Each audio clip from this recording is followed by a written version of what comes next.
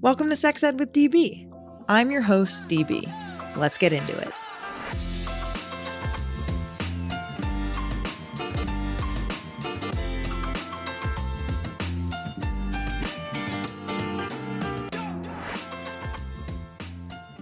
Welcome back to the podcast. If you love and support the work that we do, consider joining my crew on Patreon to win amazing prizes like our adorable merch, exclusive behind-the-scenes content, and incredible sex toys. Go to patreon.com/sexedwithdb to join my crew. Get discounts at all of your favorite sex toy shops at sexedwithdb.com. And follow us on Insta at sexedwithdb podcast and on TikTok at sexedwithdb. If you want to partner with us, email us at sexedwithdb@gmail.com.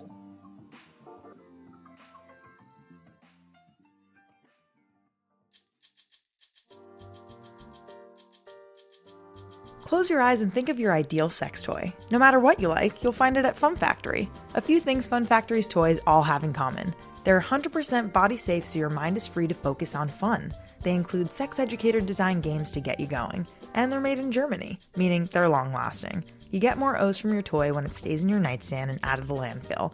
Follow Fun Factory on IG at Fun Factory USA and use code SEXEDWITHDB for 15% off your new favorite German vibe.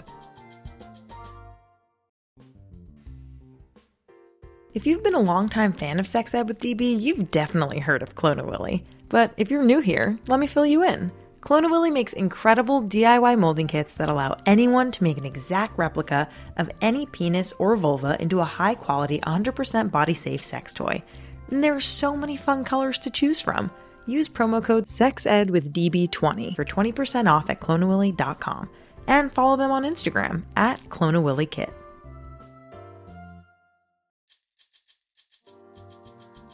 We talk a lot about sex ed, but when we're shopping for products to support our sexual wellness, exploration, and expression, we head to the experts at Lion's Den. Lion's Den is an adult retailer with 46 locations nationwide and hundreds of your favorite brands. They have everything you need to explore and express your sexual side. Right now, you can use code SEXEDWITHDB for 15% off your purchase in-store and online. Follow them on social media at Lion's Den Adult on IG and TikTok for exclusive offers, deals, and giveaways. Good afternoon, Angelica. How are you doing today? I'm doing great. How are you? Loaded question these days. I'm doing all right, I think, in general, like very happy and very lucky to be doing the podcast and meeting people and continuing the good work, as we say. But it's been a tough week, I feel, with everything going on. I'm sure you feel the heaviness as well. But I'm so excited to have you here today and to learn from you. And I'd love if you could introduce yourself and share also, like, what was your sex ed like growing up? Let's start there. Oh, that's a juicy question to start with. So my name is Angelica Lindsey-Ali. I'm known on social media as the Village Auntie. I am a certified sexual health educator. I also work in reproductive health. I am the founder of the Village Auntie Institute, which is dedicated towards providing women not only with sex ed and education about reproductive health, but also a supportive space for women to learn sort of the lessons that we missed out in identity development, but mainly in building our self-esteem and building our sisterhood connections. I am the daughter of a clinical psychologist. My mother she just retired in October. Oh, congrats. She worked, yeah. Hopefully she stays retired. This is her third time attempting to retire, so let's hope goodness. she stays. But my mother worked for almost 50 years in behavioral health. My father was a substance abuse counselor. He was a police officer first, left the force because of a lot of racialized trauma, and became a behavioral health professional. So I grew up in a family with people who were very educated, who had access to resources. And my sex ed went something like, when your period starts, this is what you use. Don't have sex with boys before you get married. Full stop. That was pretty much it. I learned a lot from reading my mother's biology textbooks when she was going for her master's degree. I was 8 years old, sneaking and, reading about anatomy. So I had an idea about what the human body looked like, but I didn't really know how the parts kind of worked together. So my sex ed was on the playground, in the locker room, on the party line. It was really picking up tidbits Hmm. of information that I could glean from my peers. So never really any formalized sex ed. Yeah. Uh-huh. Uh-huh. A lot of really great things to react to there. First of all, like, have you and your parents talked about like creating an organization together, or have you ever worked together? Yes. So my father died when I was 16. Hmm.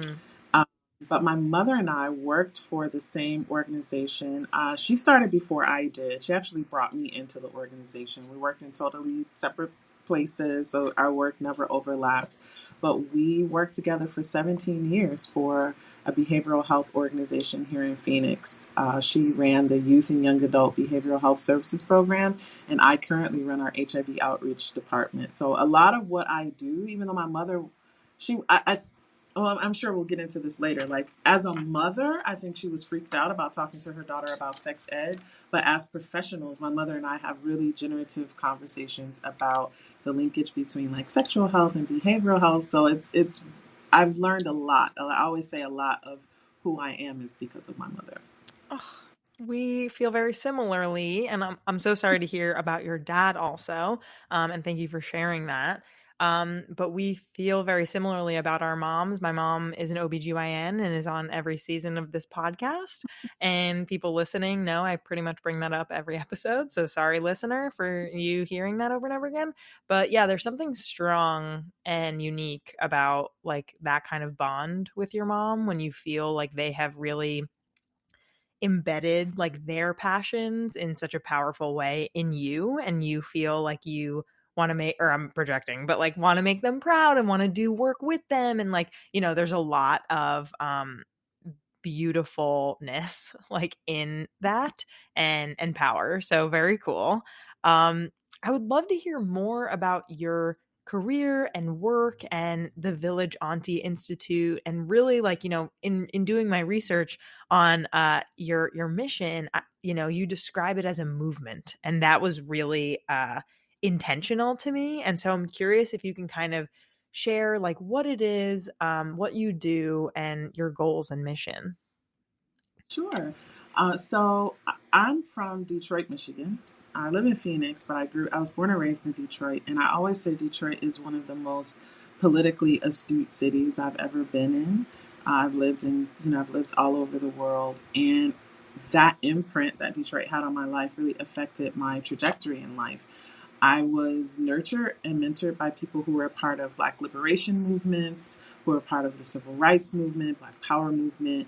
And as such, I really got a really deep connection to my culture and learning my history. So when I went to university, I majored in African American and African studies.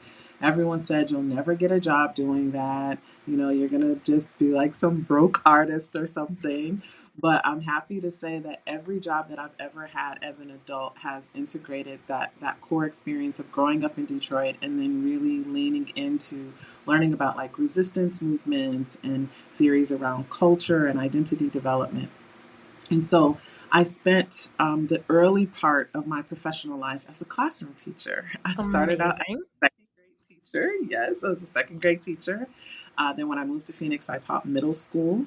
And then when I moved to Saudi Arabia, I taught high school English. And it was all, I would always find ways to like insert my upbringing. So like when we would read classics, it's like, okay, well, we're not going to read Shakespeare, we're going to read James Baldwin, and we're going to talk about why James Baldwin is like American classical literature. We're going to read Toni Morrison. We talked about things like that. So in 2003, I transitioned from the classroom because Arizona does not pay its teachers enough. Hmm. No place in America pays its teachers enough. I transitioned to adult education, working with a public health services program at the behavioral health organization where I still work. And it was focused on HIV prevention. In high school, I had done a lot of work with a Black organization that did outreach in the city of Detroit, around sexual health, case management for people who were living with HIV. So it wasn't outside of my wheelhouse, and I was really interested in, how do adults learn differently than children? And I just became enamored with public health, and it really became a space where I could synthesize the upbringing that I had in Detroit with political movement building, the academic education I had was looking at global resistance movements, women led movements, and then also my own personal passions around homeopathic care, traditional, African healing modalities. And all of that came together when I formed the Village Auntie Institute. That was my birthday gift to myself when I turned 45. Incredible. All right, my husband's always like, I never know what to get you. I said, well, for my 45th birthday, I'm I'm going getting to an start organization. school, right? I'm going to start a whole institute. And it was really at the urging of my business manager, who is also like my best friend. And she's like, you can do this. You need to do this. And I really started Village Auntie Institute because I wanted to decentralize the idea that the only way to validate studies is for it to be through a majority white academic institution. I wanted to go back to the traditional modes of education, especially for like my ancestors. You did not necessarily go to a university, but there was a woman in the community who could educate you about your body. You went to her before you got married, after you had a baby, as you aged. And I really wanted to go back to those traditional modes of education, but make it in a way that was modern and accessible. So I actually started Village Auntie Institute during the pandemic, Oh, wow. which, in hindsight was absolutely ridiculous, but 2020. You never know.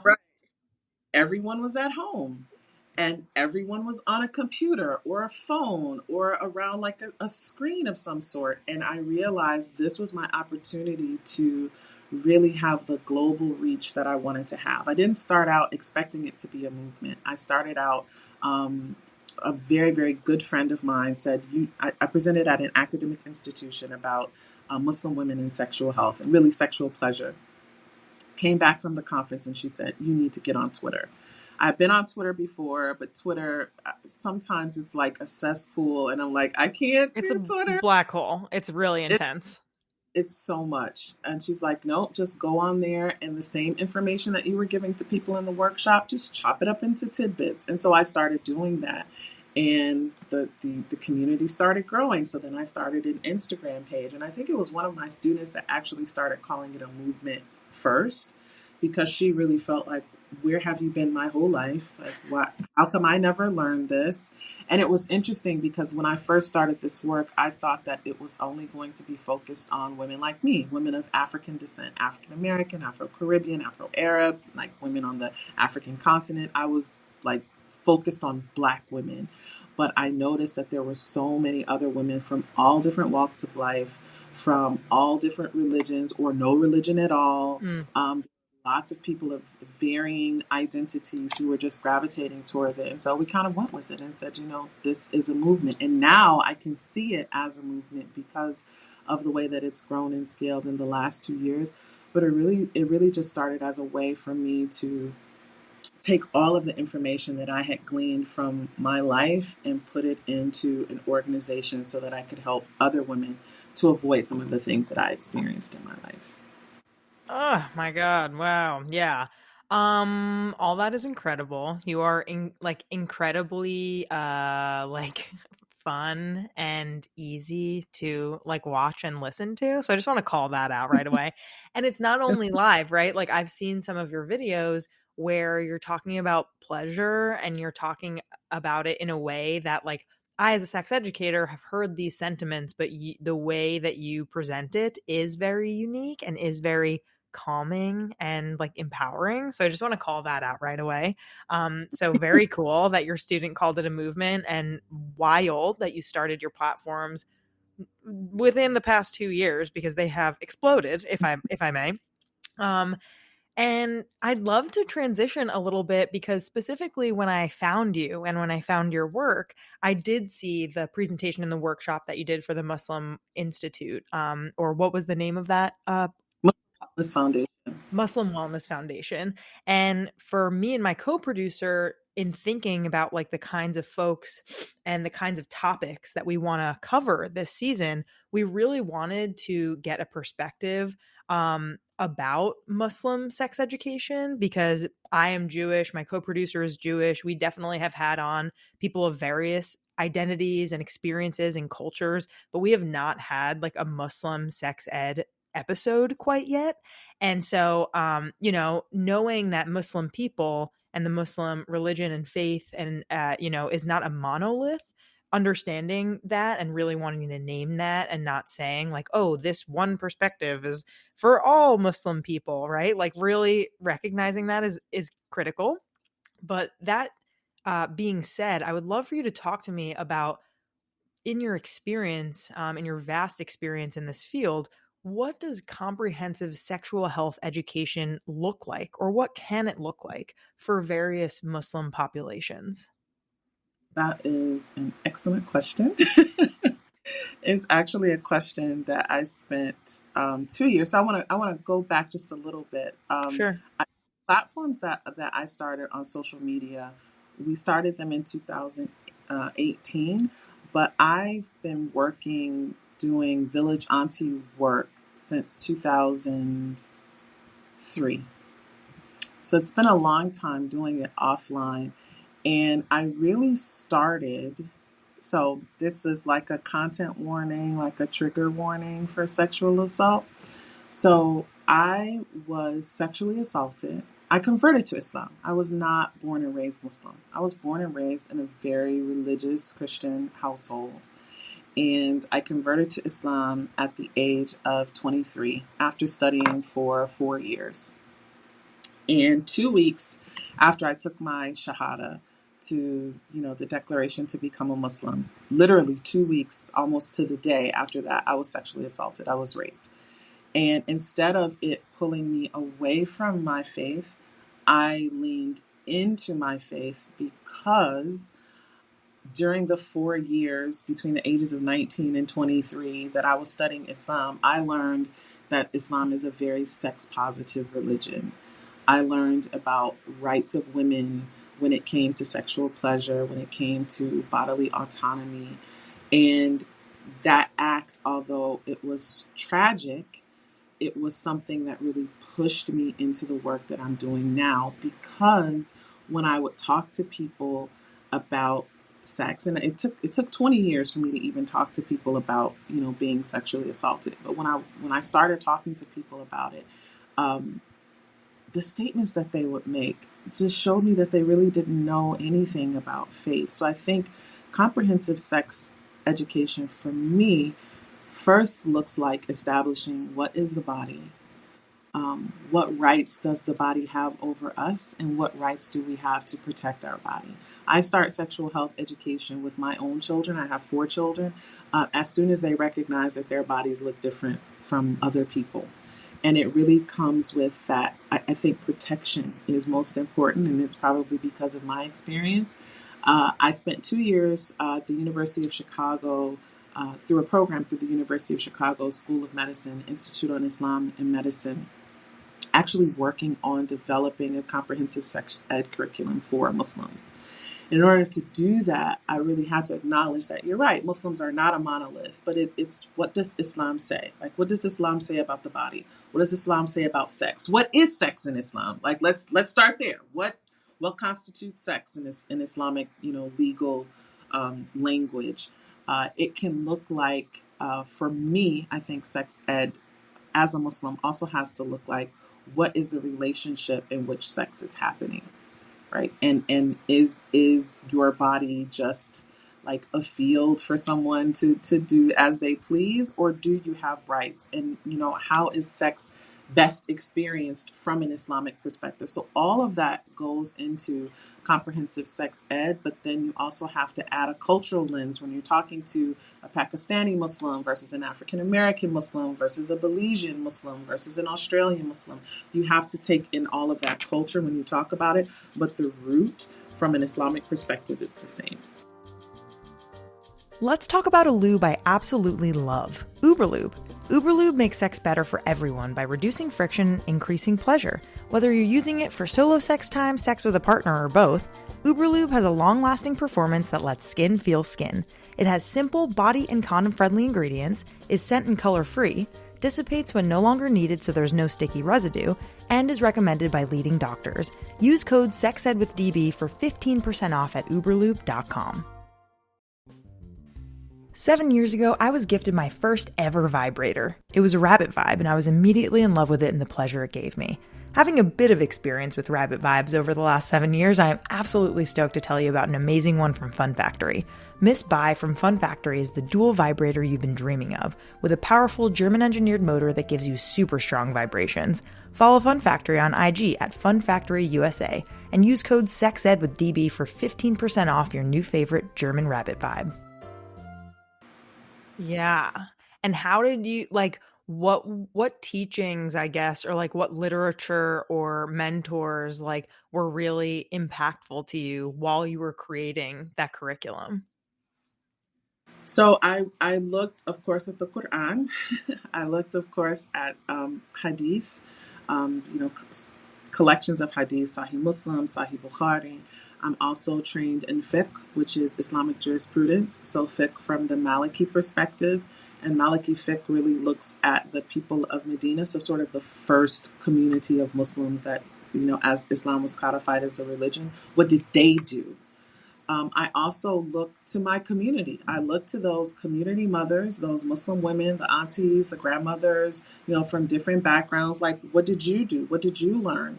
Also connecting with people like Habib Akande, who wrote a book, A Taste of Honey, Islamic Erotology and Sexuality, which is sort of like a manual on, he's compiled lots of different Islamic laws and sayings and hadiths and stories about sexuality. So really putting all of that together and saying, okay, how can I put this together and then break it down so that it's easily digestible to people? I needed to infuse a bit of humor because you have to have some levity because people get like really freaked out when you tell a woman like, you can ask for as many orgasms as you want. Like, it's totally your right. You get to come first. You can't like hit people over the head with that if they're like afraid to look at their vagina in the mirror. Right. So I had to figure out like, okay, but I also had to know that whatever I'm teaching people, I have to be able to back it up. So while I'm, there's some humor, right? There's some lightness there. If people challenge me, I can immediately hit them with an ayah. I can hit them with a hadith. I can hit them with, well, this is what the religion actually says. And just because you don't like it doesn't make it bad. And just because you like it doesn't make it true.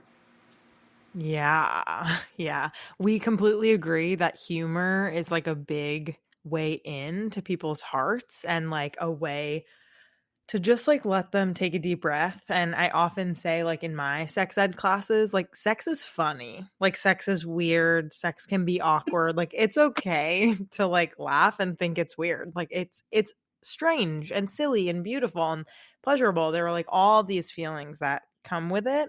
And I think especially when you're working with young people, allowing them that space to laugh and like process that is incredibly important.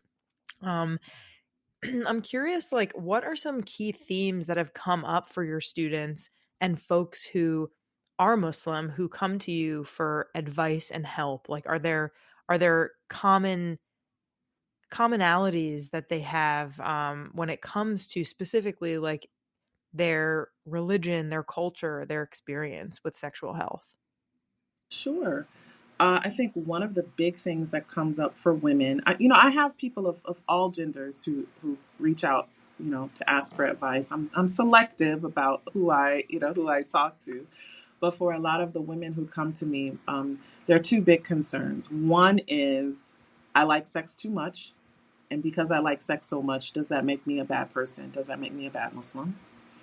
And then on the other end is I don't like sex at all because I don't feel like I'm really a participant. I feel like I am a receptacle. So those two things come up quite a bit.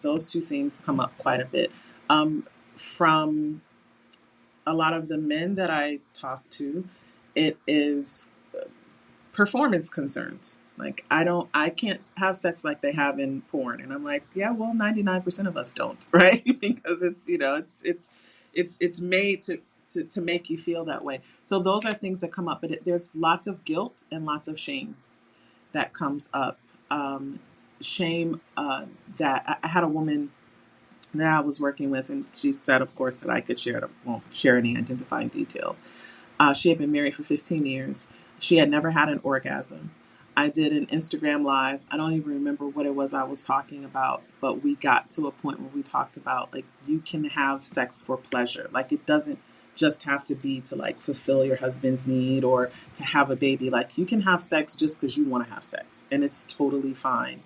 And I didn't talk to her directly. I don't even know her, but she sent me a DM the next day, and she said there was something that you said that just clicked for me. She said, and for the first time ever, I had an orgasm with my husband.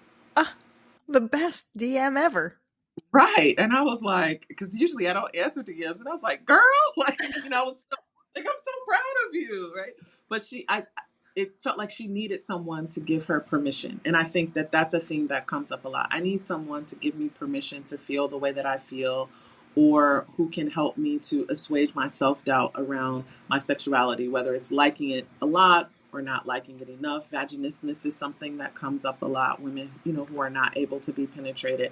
Those are kinds of the kinds of things that I see repeatedly. Just they happen in cycles, and it's with people of all ages, all backgrounds. These same things come up. Yeah. Yeah. Totally hear you and agree that when we get DMs, it's very much like, I feel guilty that I like to masturbate too much. And, same kind of messaging of like, is it overtaking your like daily responsibilities? Is it like painful? Or are you harming yourself or someone else? If the answer is no to all those, then go to town, is like really how we put it. Of like, we have to start unlearning like these harmful messages that like you're not in one way or another. It's like you feel like you're not deserving of pleasure, right? And I wonder if we can if we can talk about Roe v. Wade a little bit, because I'm really curious to hear in your experience and in the Muslim religion and faith, like what's going on in your community right now, like after Friday, after the Supreme Court ruling. It's very disheartening, the conversations that people are having. From an Islamic perspective, and I'm not a religious scholar, so like I can't give a ruling. There are varying interpretations of the ruling, but one very common one is, prior to 120 days before a soul is breathed into the fetus, then abortion is allowable, under certain conditions. There's also beliefs in various schools of jurisprudence that if a woman's life, a mother's life is in danger, then abortion is possible. Uh, but I think I'm less interested about the direct abortion conversation.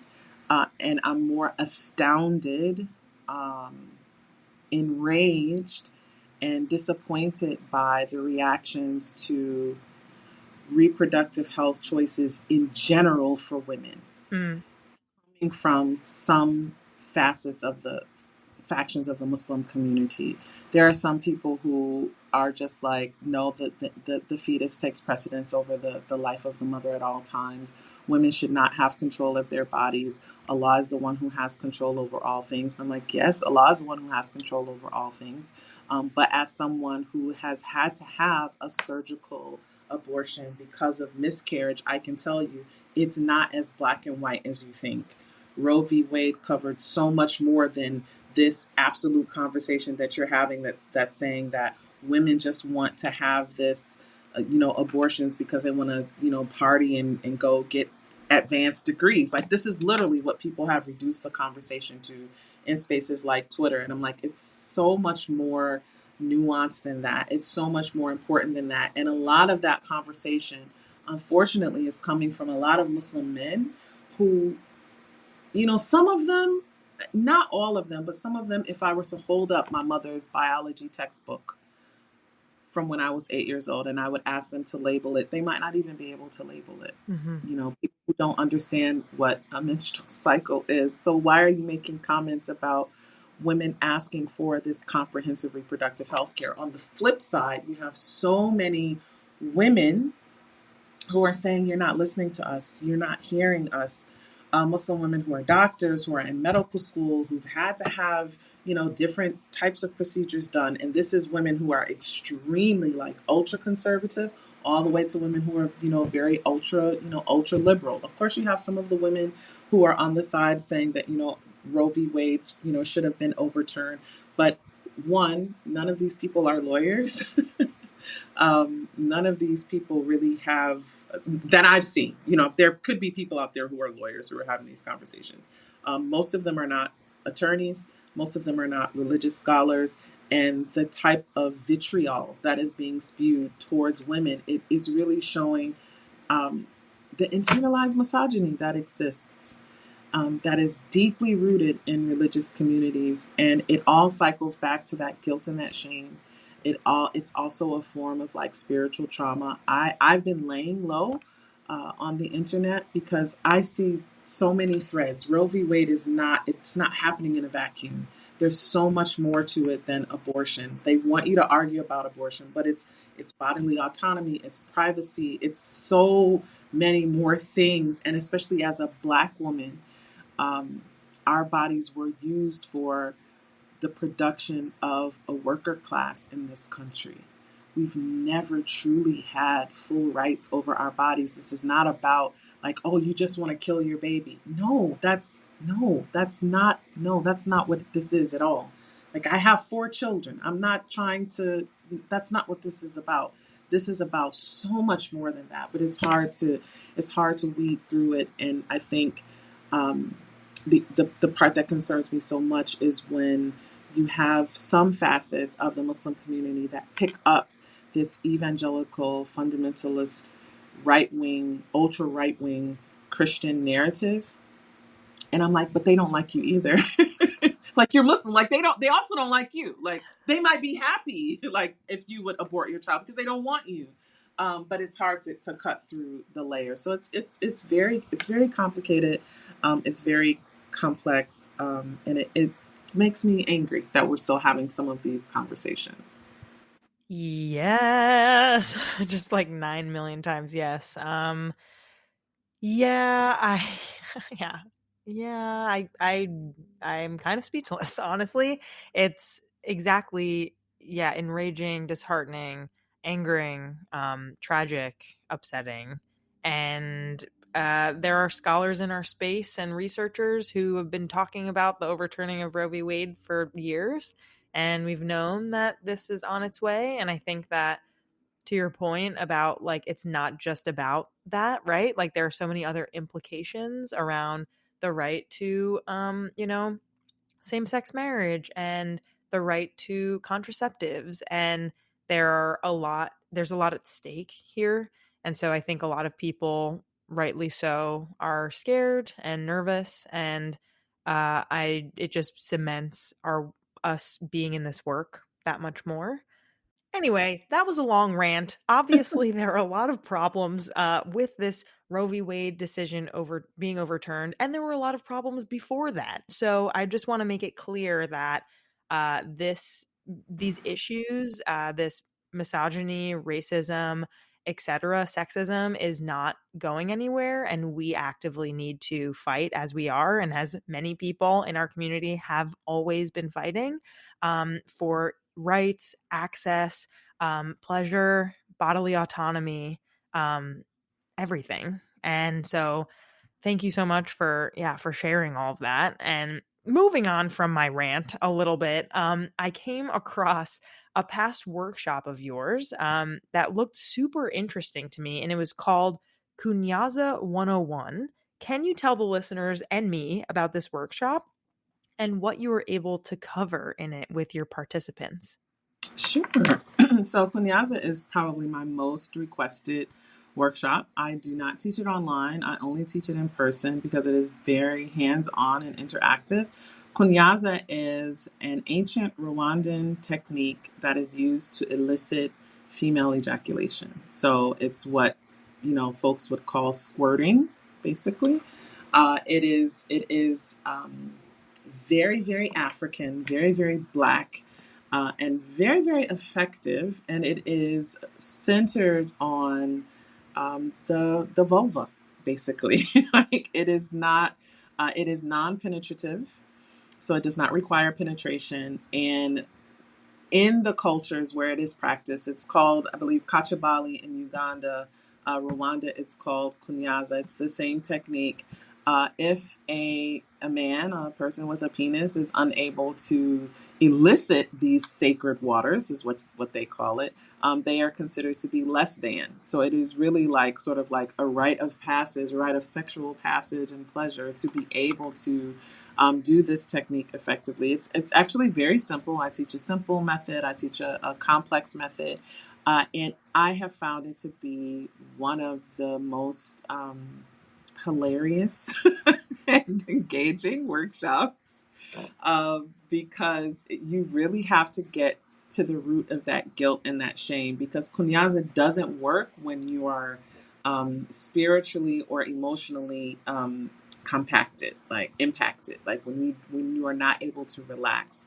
So I take women through, it's a 4-hour course, just to be able to do kunyaza. Soon I'm going to be offering kunyaza certification, so teaching other women how to teach women how to do kunyaza. And a woman, you know, she was very sort of judgmental, and she said, well, what's the purpose of kunyaza? I said, pleasure. She said, okay, but what else? I said, that's it. It does. Period. It's fun, period. End of sentence. It's just for pleasure. It's something fun, it's something engaging. And because it's focused on um, parts of the vulva that don't often get a lot of attention, hello, clitoris, hello, Wave hello. labia, right? And because it does not require penetration, especially for Muslim women and some Orthodox Jewish women that I know also, they like that penetration is not required, because there are some times when you don't or can't be penetrated. It's great for women who are postpartum. It's just a great technique, and it doesn't require body parts of a certain size. It doesn't require anything other than desire and will to practice the technique. So it's very popular. I'm going to be teaching one here in Phoenix very soon. I've gotten requests to teach it online, but it's a little tricky for me because people screenshot things and they screen record things. And when I teach the technique, I have to teach from the insertive partner and the receptive partner's perspective. And so to do that, sometimes I will wear an apparatus where I have to strap things onto my body. And Sure. yeah, and so some people, I don't want to have images of me on the internet. Makes sense. Yeah, Privacy is important. right. And you Privacy is also, important. like, I'm sure there's an energy that adds to it in person that feels really important for everyone to actually be present physically. So, totally understand there are many reasons to keep it as an in person workshop. Yes, and we in the workshop we cover body type, we cover body neutrality. So I'm trying to move away from body positivity and to go towards body neutrality. Like we all have a body, because I have women of different sizes who say, "Well, I'm too big, or I'm too small, or I'm too this, or things have shifted." And so we cover that. We talk about lubricant. We talk about sex across the lifespan. We talk about when you can use it, who can use it, how to use it. So it's so much more than just kunyaza. It really is grounding women and getting more comfortable with their bodies, and being able to be in control of the act as well, because this really is sort of a woman-directed pleasure practice. Incredible. This has been very illuminating and a really, really wonderful conversation. So, thank you so much, Angelica, for being here today. And I would love for you to share where people can follow your work. Sure. People can follow me on Instagram or Twitter at Village Auntie. That's Auntie with IE at the end.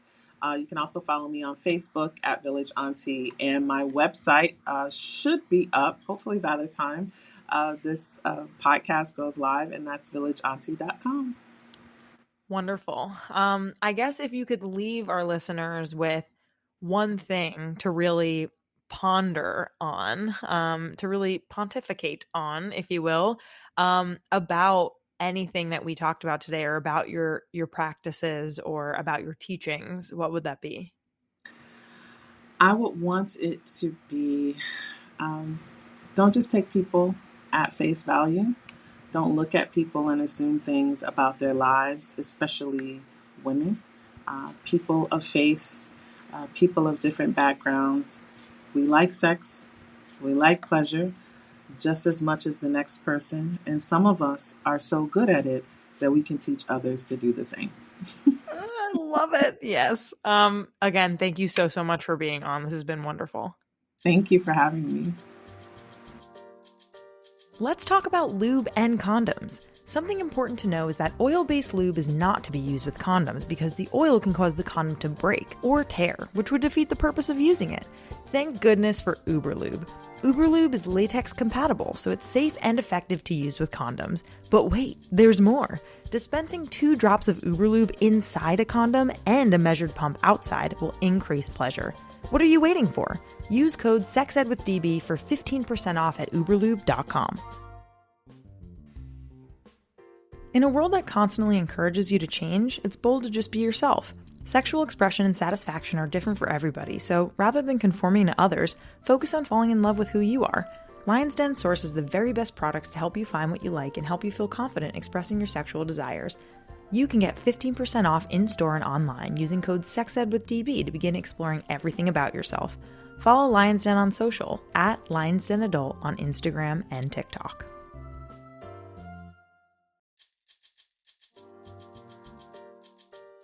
Do you ever look at yourself in the mirror and think, damn, my part is fine art? Well, Clone-A-Willy definitely thinks so. Made in Portland, Oregon, Clone-A-Willy makes for the most personalized sex toy on the planet, and Clone-A-Pussy makes for the most unique memento. Their mission is to create unique, affordable, and high-quality products that will not only last over the years, but provide their customers with a fun and memorable experience. Use promo code SEXEDWITHDB20 for 20% off at cloneawilly.com.